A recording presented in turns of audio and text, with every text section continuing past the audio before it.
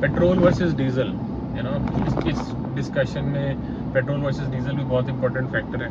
अब मेरे पास ये पेट्रोल में गाड़ी थी, उस टाइम पे 4x4 पेट्रोल भी आती थी, लेकिन थार रॉक्स में इन्होंने पेट्रोल में 4x4 नहीं दिया। अब उसको आप कह सकते हो कि ये महिंद्रा का मार्केटिंग हैक हो सकता है कि यार जब डिमांड डाई डाउन हो तब दे दो, आई डोंट नो, या कुछ और रीज़न है। बट मुझे इतना पता है कि पेट्रोल में even though they give similar power to diesel, but I still feel जब आपको कंटिन्यूअस रॉ पावर चाहिए ना, वहाँ पे diesel trumps petrol always. Short burst में आपको पावर चाहिए तो आपको पेट्रोल में भी उतनी पावर मिल जाएगी जितनी डीजल में है, लेकिन आपने वो थोड़ा सा बस्ट को लंबा कर दिया ना, तो वहाँ मुझे लगता है कि जो डीजल है वो आउटस्कोर करेगा पेट्रोल को एवरी सिंगल टाइम। ठीक है, सिर्फ रनिंग करनी, सिर्फ भगाना है ना फ्लैट रोड्स पे, तो I think petrol is perfect. लेकिन अगर आप एक थोड़ा सा एक्सट्रीम ऑफ रोडिंग करने की सोच रहे हो या फिर मतलब लॉन्ग ट्रेवल्स करने की सोच रहे हो, तो मुझे ऐसा लगता है कि यार diesel would be better bet, because even if you see right, मैंने काफ़ी सुना है कि पेट्रोल 4x4 में ओवर हीटिंग के इश्यूज़ हैं। ओवर हीटिंग के इश्यूज इसीलिए हैं बिकॉज पेट्रोल में उन्होंने उसमें टॉर्क तो दिया है इतना, लेकिन वो सस्टेन्ड टॉर्क आप उसको है ना गाड़ी को दे नहीं सकते, इतना लोड दे नहीं सकते गाड़ी को, इसलिए वो ओवर हीट हो जाती है। तो इसीलिए मुझे लगता है कि उसको देखते हुए उनको लगा होगा महिंद्रा वालों को, या तो आई फील सो, इसीलिए शायद उन्होंने इसमें पेट्रोल में 4x4 नहीं दिया है, या तो उस पर कोई रिसर्च करके वो उसको थोड़ा बेटर करके निकालेंगे। तो एक तो वो रीज़न है। दूसरा ये E20 वाला जो पूरा वो है ना फिएस्को है, उसको देखते हुए भी I am little confuse right कि यार पेट्रोल लोगे तो कोई बड़ी बात नहीं, आपकी पेट्रोल की गाड़ी की लाइफ भी 10 साल ही रह जाए because of this whole E10 E20 30 thing right. अब वो कितने पे ई रुकेगा वो पता नहीं है।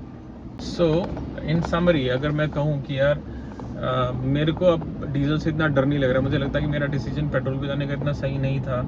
I should have stayed with diesel, क्योंकि मुझे ऐसा लगता है कि यार जैसे सरकार चल रही है और अगर आप ठीक ठाक यूजेज करो तो यार diesel makes more sense now to me personally, because मुझे नहीं लगता कि जैसे E10 E20 और E30 40 सरकार करी जा रही है उसमें पेट्रोल की लाइफ भी बचेगी 10 साल की, मतलब 15 साल पेट्रोल की गाड़ियाँ चलेंगी क्या, आई डोंट नो।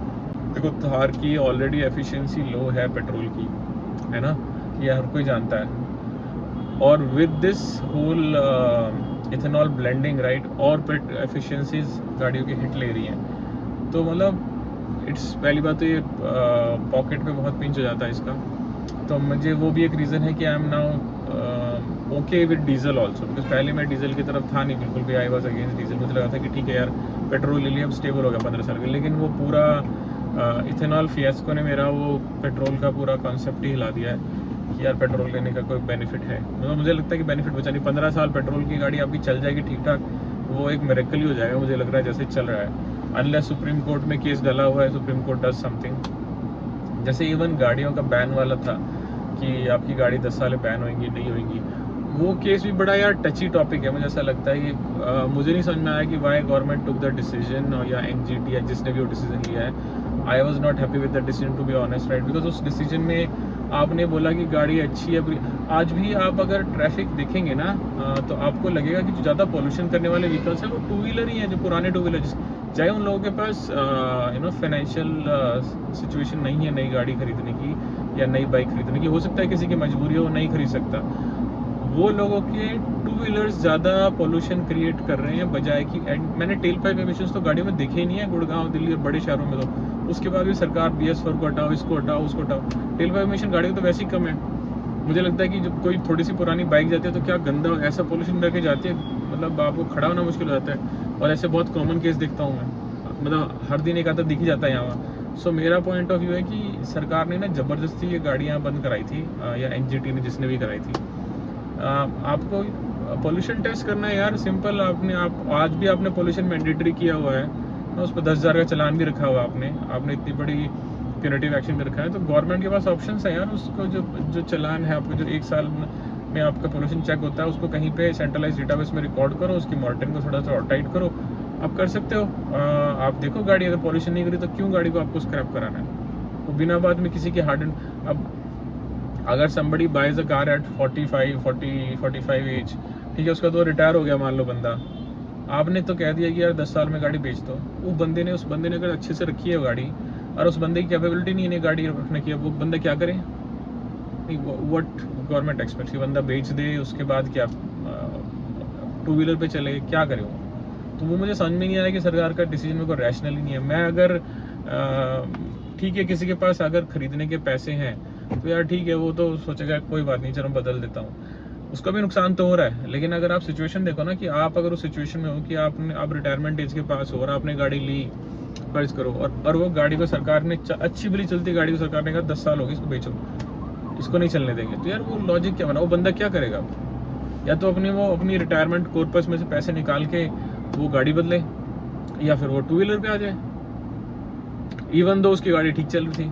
तो मुझे तो आर्ग्यूमेंट समझ में नहीं आया, क्या आर्ग्यूमेंट देके इसको बंद कर दिया था एनजीटी ने। मुझे एनवायरमेंट है यार, एनवायरमेंट की आप बिल्कुल कुछ, बट आपकी लॉन्ग टर्म प्लानिंग होनी चाहिए उसके लिए ना यार, मुझे गाड़ी में ये करना है, और ये नहीं कि आप इलॉजिकल आप डिसीजन लो। मुझे लगता है कि वो that was a illogical decision in the sense कि आपने ब्लाइंडली मतलब बिना बात में गाड़ियां बैन कर दी।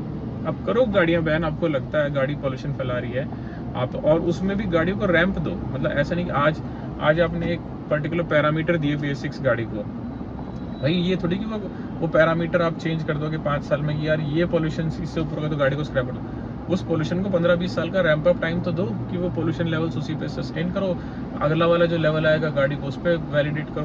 मतलब you have to figure out a way कि जिसमें लोगों को टाइम मिले उस गाड़ी को करने का। ऐसा नहीं सोच सकते आप कि आज ओवरनाइट ये चेंज कर दो, ओवरनाइट वो चेंज कर दो। अगर सरकार को इतना ही है तो यार बिल्कुल गाड़ी बैन कर दो।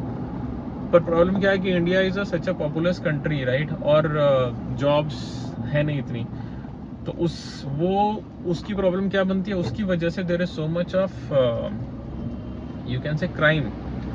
क्योंकि जो यूथ है जिसको नौकरी नहीं मिल रही है, जो कंस्ट्रक्टिव जॉब में नहीं जा रहा है, वो इवेंचुअली क्राइम में जाएगा। मोर और less there is a high chance कि वो क्राइम में जाएगा, और वो क्राइम में जाएगा तो जितना पब्लिक ट्रांसपोर्ट में जाओगे यार, उतना रिस्की पब्लिक ट्रांसपोर्ट में आज कोई अपना जो ये बड़े लोग हैं, कोई भेज सकता है अपने बच्चे को रात के टाइम पब्लिक ट्रांसपोर्ट में?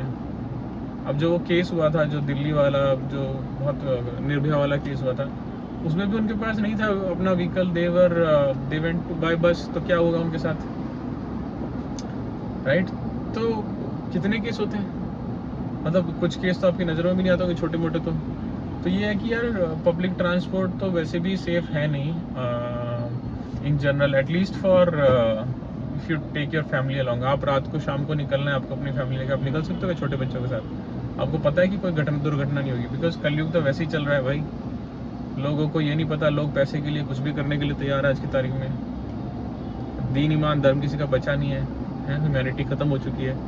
तो आप उस स्थिति में आप फोर्स करो लोगों की, भाई नहीं तुम तो एनजीटी का ऑर्डर फॉलो करो, 10 साल में आपको जाना है उस पर। I really do not know कि उस पर क्या लॉजिक है भाई, क्यों जबरदस्ती कर रहे हो उस चीज़ के लिए? Okay, enough of the rent, but I am now more inclined towards diesel.